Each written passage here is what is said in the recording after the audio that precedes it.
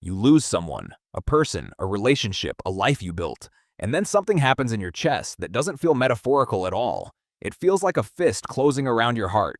Your breathing gets shallow, your appetite vanishes, you can't sleep or you can't wake up. And sometimes, for some people, the body doesn't recover. A cardiologist walks in, runs the tests, and finds real damage, measurable damage, the kind you'd expect from a heart attack. But there was no blockage, no plaque, no clot, just grief. This happens. It has a name, and the reason it happens reaches back hundreds of thousands of years, to a time when losing the people around you didn't just hurt. It meant you were about to die. Your nervous system does not distinguish between physical danger and social catastrophe. This is the part most people never hear explained. When you lose a partner, a parent, a child, your hypothalamus reads that loss the way it would read a predator stalking you at night. It triggers a cascade of stress hormones, primarily cortisol and adrenaline, that were designed to save your life when a physical threat appeared. Your heart rate spikes. Blood vessels constrict. Inflammatory markers flood your bloodstream. In 1991, cardiologist Bernard Loon published data showing that emotional shock could induce lethal arrhythmias in otherwise healthy hearts, with no structural disease present. The heart wasn't broken by metaphor, it was broken by chemistry. In 1990, Japanese cardiologist Hikaru Sato began documenting a condition he called Takotsubo syndrome, named after an octopus trap because the left ventricle balloons into that exact shape under sudden emotional stress. The muscle doesn't die the way it does in a standard heart attack, but it stops contracting properly. It stutters. It can kill you. By 2015, a study published in the European Heart Journal estimated that around 3% of all suspected heart attacks were actually Takotsubo, triggered almost exclusively by grief, shock, or sudden loss. The majority of those patients were postmenopausal women. Their bodies were reacting to emotional pain with a physiological collapse. Ask yourself why that would be. Why would evolution wire a system that responds to losing someone by threatening your own life? The answer sits about 50,000 years in the past. For almost all of human evolutionary history, you could not survive alone. Anthropologist Robin Dunbar spent decades mapping the social architecture of early human groups. His research, published across the 1990s and into the 2000s, showed that early humans lived in bands of roughly 150 people, and within those bands, the inner circle of deep relationships numbered around 5. Those 5 people fed you, defended you, watched your children while you slept. Losing one of them was a survival event, not just an emotional one. Your nervous system had to react as if your odds of living had just dropped sharply, because they had. The stress response that floods your body when someone you love dies or leaves is the same one that fires when a lion appears at the edge of the firelight. It was designed to mobilize you, to force action, to solve an immediate and life-threatening problem. The problem is that you live in 2025, not 50,000 BCE. You have grocery stores and emergency services and a phone in your pocket connected to most of humanity. Losing someone is devastating, but it will rarely, in a literal sense, kill you the way losing your hunting partner would have killed a member of the Pleistocene band. Your nervous system has not received that update. It still treats profound loss as an emergency that requires total physiological mobilization. Researcher George Bonanno at Columbia University spent years studying bereavement trajectories. His work, compiled in a 2004 paper in The American Psychologist, showed that most people do recover from grief without developing chronic illness or disorder, but a subset, roughly 10 to 15%, experience what he called complicated grief, a prolonged state in which the stress response never fully deactivates. For those people, the body stays in emergency mode for months. Cortisol remains elevated. Inflammation persists. The immune system depresses. The heart continues to work under load it was never designed to sustain indefinitely. In 2012, a team at Harvard Medical School led by Murray Middleman published findings from a study of 1,985 heart attack survivors. The participants who had experienced the death of a significant person in the prior 24 hours were 21 times more likely to have their heart attack in that window than at any other time. 21 times. The grief didn't cause the heart attack years later. It caused it that day. You are not uniquely fragile for feeling this way. Your body is doing precisely what it evolved to do. When the attachment system in your brain, centered in the anterior cingulate cortex, detects that a key social bond has been severed, it fires signals identical to those generated by physical pain. A 2011 study by Ethan Cross at the University of Michigan put people who had recently experienced romantic rejection into a brain scanner and showed them photos of their former partners. The regions that lit up were not the emotional processing areas people expected. They were the same regions that activate when you hold your hand over an open flame. The brain did not file heartbreak under sadness. It filed it under, "This is hurting me right now." Other animals grieve. Elephants return to the bones of their dead and touch them with their trunks. Chimpanzees carry dead infants for days. Dolphins have been observed circling the body of a deceased pod member for hours. But documented cases of other animals dying from grief are almost entirely limited to animals in captivity. Or, in one famous case, a Hungarian sheepdog named Kapitan, who reportedly slept on his owner's grave for 11 years and died there. The clearest cluster of non-human grief deaths comes from bonded pairs. Geese, which mate for life, frequently show signs of depression and appetite loss after a partner dies, and sometimes die within months. What separates humans is the complexity and the duration of our attachment system, and the sheer neurological weight we place on our closest bonds. A human infant is born more helpless than almost any other mammal, completely dependent for years, not days. That dependency hardwired an attachment architecture that is deep, persistent, and biologically expensive. When that architecture loses its anchor, the disruption is systemic. Every organ that the stress hormones regulate feels it. The people who are most at risk are not the ones who show the most immediate distress. Bonanno's research found that those who suppress grief entirely, showing flat affect and minimal emotional response immediately after a major loss, often had elevated health problems 18 months later. The nervous system doesn't forgive postponement. What doesn't move through moves inward. There is also the question of who dies first. Epidemiologists call it the widowhood effect, and the data on it is remarkably consistent. A 2013 analysis published in PLOS ONE examined the medical records of 373,189 married couples in Denmark. In the month following a spouse's death, the surviving partner was between 66 and 84% more likely to die than a matched control who had not lost their partner. The effect was strongest in the first week. In the first week, the number was so elevated that researchers ran the analysis twice to confirm it. You are alone right now. Maybe you are sitting in a quiet room, or lying in bed, or riding somewhere with headphones in, and without thinking about it, you probably did something the moment the silence arrived. You reached for your phone, or you started a playlist, or you let your mind wander somewhere specific, somewhere it goes when nothing else is competing for it. That reflex feels automatic. It is automatic. The question is why, and the answer goes back roughly 300,000 years to a version of you that had no phone, no music, no language sophisticated enough to fill the silence, and yet was alone all the time. Anthropologist Kim Sterelny, writing in 2012 in his book The Evolved Apprentice, argued that the cognitive evolution of Homo sapiens was almost entirely a social phenomenon. Brains, in his reading of the fossil record, grew to manage relationships, to track who owed whom, to simulate what other people were thinking. The human mind was built for an audience of other humans. What it was not built for, and what becomes clear the moment you look closely at the archaeological record, was sustained solitude.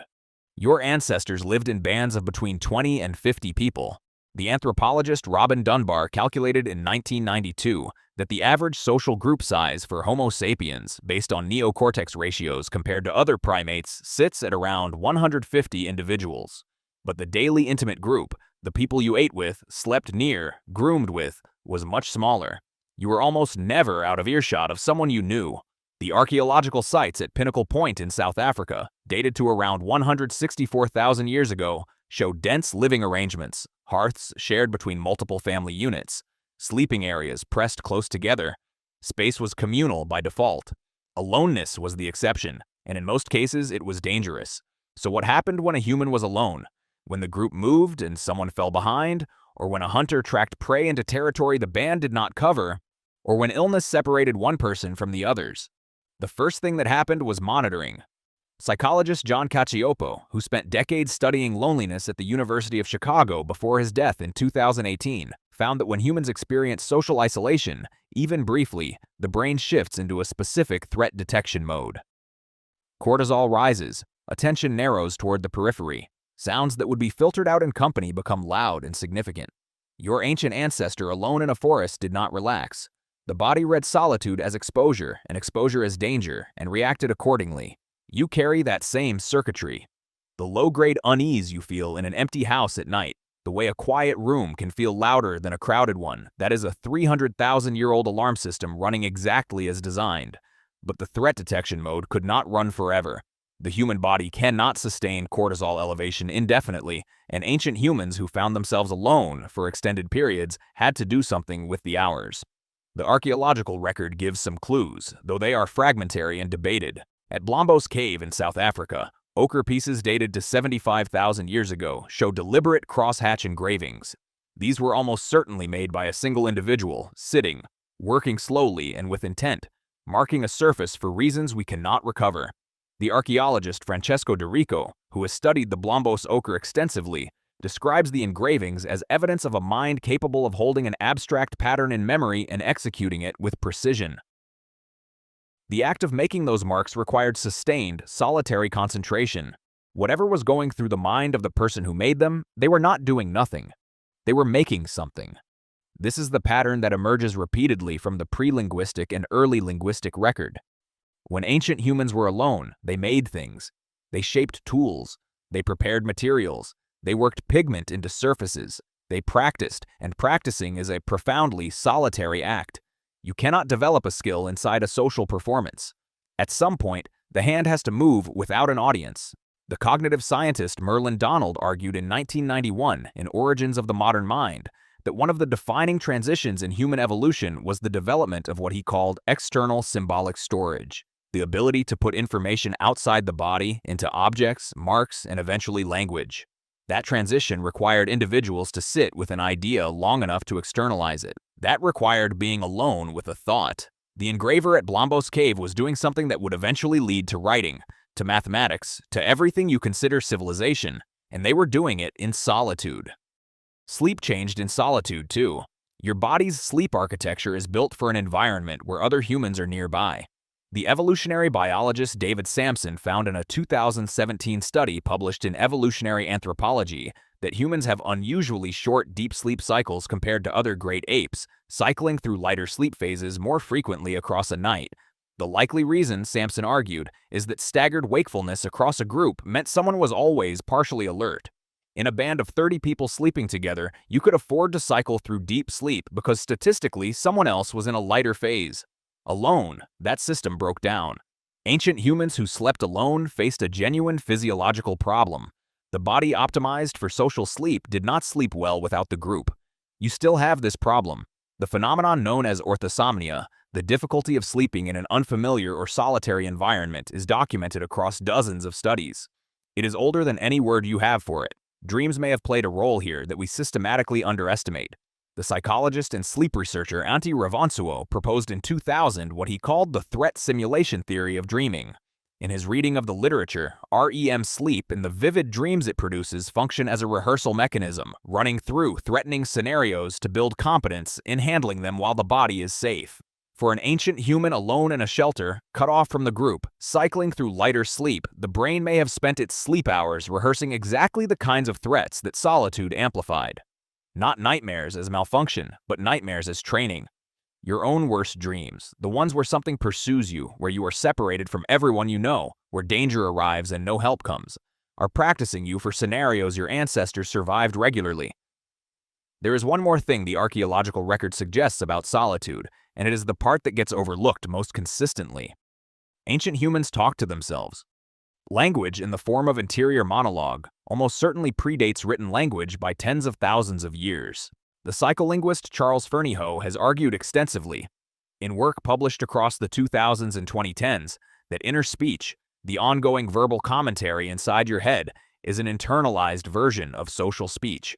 Children first speak aloud to themselves during play.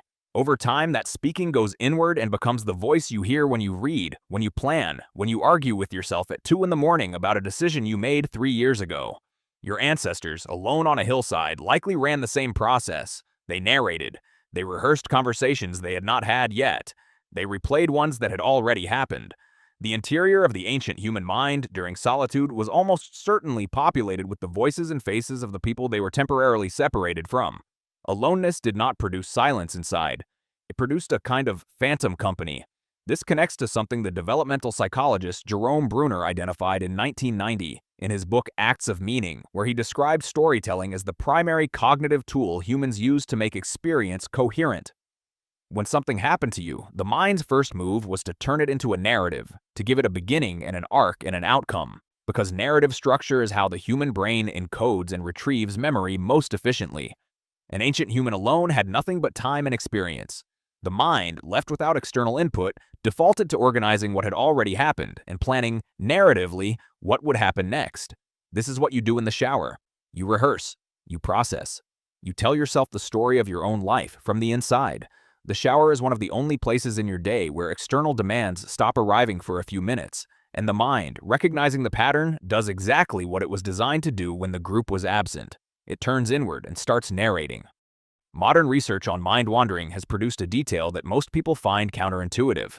A study by Matthew Killingsworth and Daniel Gilbert, published in Science in 2010 and based on data from over 2,000 adults, found that humans spend approximately 46.9% of their waking hours thinking about something other than what they are currently doing. The mind wanders to the past, to imagined futures, to social scenarios that may never occur. Killingsworth and Gilbert also found that mind wandering was correlated with lower reported happiness in the moment. People felt worse when their minds drifted, but the evolutionary argument running underneath that finding is that the drifting was never supposed to make you happy. It was supposed to make you prepared. The wandering mind was an ancient human alone at the edge of the group's territory. You're lying in bed. It's 2 a.m. The room is dark and quiet. And then, from absolutely nowhere, your brain serves up a memory of something you said at a party 6 years ago. You can hear your own voice. You can feel the exact shift in the room. You want to pull a pillow over your face. Why is your brain doing this? Why now? And why, out of every memory you've ever made, does this particular one have a VIP pass to your consciousness at the worst possible moment? The answer goes back much further than that party. It goes back to a version of you that lived in a world where social rejection didn't just sting. It could kill you. For roughly 99% of human evolutionary history, your ancestors lived in tight-knit groups of 20 to 150 people. Anthropologist Robin Dunbar at the University of Oxford has spent decades mapping this. His research, published across the 1990s and refined through the 2010s, showed that the human neocortex grew in direct proportion to the social group size our ancestors had to manage. Your brain, in other words, was architecturally shaped around the pressure of being watched, judged, and remembered by a small, closed community. Getting it wrong socially, saying the wrong thing to the wrong person, stepping out of line with group norms could mean exile. And exile, back then, meant death. No shelter, no food sharing, no protection from predators. The social world was a survival world, so your brain developed a system, a threat detection system, one that paid extremely close attention to moments where you might have crossed a line. Neuroscientist Joseph Ledoux at NYU spent years mapping how emotional memories are stored differently from ordinary ones. His work, most prominently detailed in his 1996 book, The Emotional Brain, showed that the amygdala, a small almond-shaped region buried deep in your temporal lobe, acts as a kind of emotional urgency filter. When an event carries emotional weight, particularly negative social weight, the amygdala tags it. It signals the hippocampus to encode the memory with extra strength, extra clarity, extra staying power. The more embarrassing the moment felt, the stronger the tag. The stronger the tag, the more reliably the memory gets retrieved. You didn't forget that moment at the party because your brain classified it as a threat file. And threat files don't get deleted. They get cross-referenced repeatedly so that you never make that mistake again. Here's what makes this especially strange. The people at that party almost certainly forgot. Psychologist Thomas Gilovich at Cornell ran a series of experiments in the 1990s and early 2000s examining what he called the spotlight effect. Participants were asked to wear a t-shirt with a somewhat embarrassing image on it, then walk into a room full of other students. Afterward, the wearers were asked to estimate how many people in the room had noticed the shirt. Then the people in the room were asked whether they'd noticed. The wearers consistently overestimated by a factor of roughly 2. The audience, busy managing their own internal experience, barely registered the shirt at all. Your brain is replaying a moment that exists almost entirely inside your own skull. The audience it's so worried about disbanded years ago, but the threat detection system doesn't know that. It was never designed to. The mechanism that produces this effect has a name. Psychologists call it rumination, a word borrowed from the digestive process of cattle who regurgitate food and rechew it multiple times. In humans, rumination means returning repeatedly to a distressing memory or scenario, running it through the same emotional circuitry over and over, without arriving at a resolution. Susan Nolan Hoeksema at Yale spent decades studying this pattern before her death in 2013. Her research showed that chronic ruminators don't process negative events more deeply or extract better lessons from them. They experience the distress more intensely, more frequently, and for longer, while gaining no additional insight compared to people who process and move on. The irony is sharp. Your brain's attempt to protect you from future social failure is making you relive past social failure without actually getting better at avoiding it. The system is running, but it's spinning. And it runs hardest at night for a specific reason. During the day, your prefrontal cortex, the part of your brain responsible for rational evaluation and emotional regulation, is kept busy with tasks, decisions, conversations, movement. It acts as a kind of dampener. When you get into bed and close your eyes, that external input drops away. The prefrontal cortex goes quiet. The amygdala, which never really rests, has less competition. The memories it's been tagging all week rise to the surface, unfiltered. Matthew Walker, neuroscientist at UC Berkeley and author of the 2017 book Why We Sleep, describes this as the brain's overnight emotional processing window. What feels like torture at 2 a.m. is actually your brain attempting to reprocess and file emotionally charged material. It doesn't always feel that way from the inside. What your ancestors feared most was the moment right before the group turned on them. The moment they could feel the social temperature shift. That moment got encoded with maximum urgency, and that encoding lives in you, right now, in a body that goes to bed in a house with a locked door in a city where the tribe from that party is scattered across 3 time zones and mostly thinking about their own 2 a.m. memories. There's a detail in Gilovich's spotlight research that tends to get overlooked. When participants were told in advance about the spotlight effect before entering the room, they still overestimated how much attention they received. They still felt conspicuous. Knowing about a cognitive bias and feeling it are processed by different systems. The rational knowledge runs through the cortex. The social dread runs through the amygdala. The amygdala is faster. It was there first, evolutionarily speaking, by tens of millions of years. It does not yield to a lecture. This is why you can logically know that nobody remembers the thing you said, and still feel, viscerally, that they do. The feeling and the knowledge are running in parallel on 2 separate tracks. The feeling often arrives a fraction of a second before the rational thought catches up. By the time your cortex has a chance to reassure you, the emotional response has already fired. The embarrassment has already landed. The memory has already been re-tagged as important. The brain can be retrained, but not by suppressing the memory. In 2011, psychologist Kristen Neff at the University of Texas published research on what she called self-compassion, a specific form of self-directed warmth that involves acknowledging a negative experience without over-identifying with it. Her experimental data showed that people who practice self-compassion in response to embarrassing events had measurably lower cortisol responses, lower heart rate elevation, and faster recovery times when confronted with memories of social failure. The brain responded differently. Physiologically, when the person stopped treating the memory as evidence of a fundamental flaw and started treating it as evidence of being human. Other humans were in the room. They also felt uncomfortable. They also did things that made them cringe at 2 a.m. The amygdala does not update its threat files automatically, but it does update them with new emotional input. If you approach the memory with something other than shame, the emotional tag on that memory can shift over time. The file doesn't get deleted, but it gets relabeled. Your brain refused to forget that moment because it believed with evolutionary sincerity that your survival depended on learning from it. The system it used was built for a world where one social mistake in front of the wrong 30 people could mean the end of everything. That world is gone. The system remains, and it works exactly as designed, in a context for which it was never designed. The next time you're lying in bed and a 6-year-old memory pulls you out of sleep, you're not experiencing a malfunction.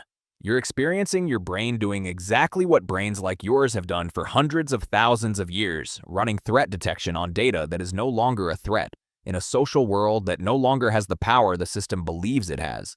You're lying there, in the dark, being protected, by a system built for a version of the world that ended before you were born. You probably know more people right now than any single human being was ever supposed to know. Your phone holds hundreds of contacts. Your social media shows you thousands of faces. You get birthday notifications for people you have not spoken to in 4 years. And somewhere under all of that, quietly, your brain is struggling. Not because you are antisocial, because you were built for a world that no longer exists. Picture a band of early humans, somewhere between 50,000 and 200,000 years ago, moving across the African savanna. The group is small, maybe 100 people, maybe 150. Everyone in that group knows everyone else. They know who is reliable, who is dangerous, who shares food and who hoards it, who can be trusted with your children. The entire social world of a human being fits inside one clearing around one fire. Your brain was shaped by that world. Every piece of social architecture inside your skull was built to manage exactly that size of community. In 1992, British anthropologist Robin Dunbar was studying the relationship between brain size and group size in primates. He noticed something consistent. The larger an animal's neocortex relative to the rest of its brain, the larger the stable social groups it maintained. Dunbar ran the numbers for humans. The prediction came out at 147.8 people. Rounded to 150, that number now carries his name, Dunbar's number, the cognitive upper limit of people with whom any human can maintain genuine, stable social relationships. What does genuine mean here? Dunbar defined it precisely. People you know well enough to know how you stand with them without needing an introduction. People whose loyalties and personalities you track without effort. Beyond 150, the cognitive load of maintaining those relationships starts to exceed what your brain can actually process. You can recognize faces in the thousands. You can remember names in the hundreds. But tracking the web of trust, obligation, history, and status that holds a real social group together, that caps out around 150. Your brain runs out of RAM. Dunbar published his findings in a 1992 paper in the Journal of Human Evolution, and then spent years watching them show up everywhere. Neolithic farming villages in the archaeological record clustered around 150 people before splitting into new settlements. Roman military units, at their most effective tactical size, were structured around 150 soldiers. The Hutterite religious communities of North America, observed across decades of anthropological study, would deliberately split their colonies once they exceeded 150 members. Their reasoning, passed down through generations, was that above that number it became impossible to control behavior through social pressure alone. You needed rules. You needed hierarchy. You needed enforcement. The village had become too large for the village. Gore Associates, the company behind Gore-Tex fabric, figured this out empirically in the 1960s. Founder Bill Gore noticed that once any facility exceeded about 150 employees, output dropped and interpersonal friction spiked. His solution was to cap every plant at 150 people and build a new facility when one hit that ceiling. He did not have Dunbar's research. He just watched how humans actually behaved. The number kept appearing. So what happens when your brain, wired for 150, gets dropped into a city of 2 million, or a corporation of 80,000, or a social media platform with 3 billion users? Your threat detection system misfires. In a 150-person village, a stranger was, statistically, either a potential ally or a potential enemy. You had limited time to find out which. Evolution rewarded the brain that treated unfamiliar faces with a low-level hum of suspicion until proven otherwise. That ancient heuristic is still running in you right now. When you walk through a crowd of strangers, your amygdala does not know it is a subway car in 2025. It sees 400 unvetted individuals in your immediate personal space and starts logging mild alerts. The unease you feel in dense public spaces is 200,000 years of threat scanning firing at a world it was never designed to read. Your status monitoring circuits run constantly, at a cost. In a village, tracking your social position relative to 150 people was an essential survival calculation. Where do you rank? Who owes you? Who do you owe? Are you drifting toward the edge of the group, or are you well embedded at the center? These calculations influenced whether you ate well, whether you found a mate, whether someone would help you when you were injured. Your brain built dedicated circuitry for exactly this kind of social bookkeeping. In 2025, that same circuitry is running on Instagram follower counts and LinkedIn endorsements, and whether your message got a quick reply or a slow one. The underlying hardware is identical, only the inputs have changed. Psychologist Sherry Turkle at MIT spent years studying how digital communication reshapes social expectation. Her 2011 book, Alone Together, documented something her interview subjects described again and again without being able to name it: a persistent low-grade loneliness that coexisted with constant connectivity. People with hundreds of online contacts who felt, underneath everything, profoundly unseen. That is exactly what you would predict if Dunbar's model is correct. The brain evolved to feel socially secure when embedded in a small, stable, mutually accountable group. Scroll as far as you want. You cannot hack that requirement by adding more contacts. You can only meet it by going deeper with fewer people. Here's a specific number that Dunbar later identified through follow-up research. Within your Dunbar circle of 150, there are nested layers. An inner circle of roughly 5 people, your closest bonds, the ones you would call in a genuine crisis.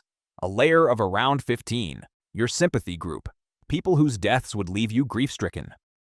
A layer of 50, your wider social tribe, and the outer 150, everyone you can maintain a meaningful relationship with at all. These layers are not cultural constructs. They appear across studied populations from the Hadza hunter-gatherers of Tanzania to office workers in Birmingham. The architecture is in the species. What makes this particularly strange is how it plays out in grief. When a celebrity dies, millions of people experience something that registers as real sadness. Not hypothetical sadness, actual loss. Parasocial relationships, the bonds formed with people you have never met through years of watching, reading, listening, activate the same neural circuitry as real relationships. Your brain does not have a separate folder for parasocial attachment. It runs the same code. From the inside, knowing someone through 300 hours of their podcast feels neurologically similar to knowing them across a kitchen table. The social brain cannot tell the difference because nothing in the evolutionary record required it to. David Geary, a cognitive developmental psychologist at the University of Missouri, has written extensively about what he calls the mismatch problem. The human brain is a product of selection pressures that mostly ended roughly 10,000 years ago, before agriculture, cities, writing, or mass media existed. The world those selection pressures built you for was local, small, slow-moving, and deeply legible. Every person in it was known to you. Their reputation, their temperament, their history with your family, all of it was accessible through direct experience. The modern world is a nearly opposite environment, and yet the brain you carry into it has not meaningfully changed. You are, in Geary's framing, running ancient social software on a machine receiving inputs from a scale of civilization that software was never built to process. That is why certain things feel worse than they rationally should. Being ignored by someone with 1 million followers produces a sting out of proportion to its objective significance because your brain registers it as social exclusion inside what feels like a village, but happens to have 1 million residents. That is why the comment sections of large platforms feel so much more hostile than in-person conversations. In a village of 150, publicly attacking someone meant living with the consequences. Reputational feedback was immediate and unavoidable. Online, with no stable accountability structure, the social brakes that held behavior in check inside a small community simply do not engage.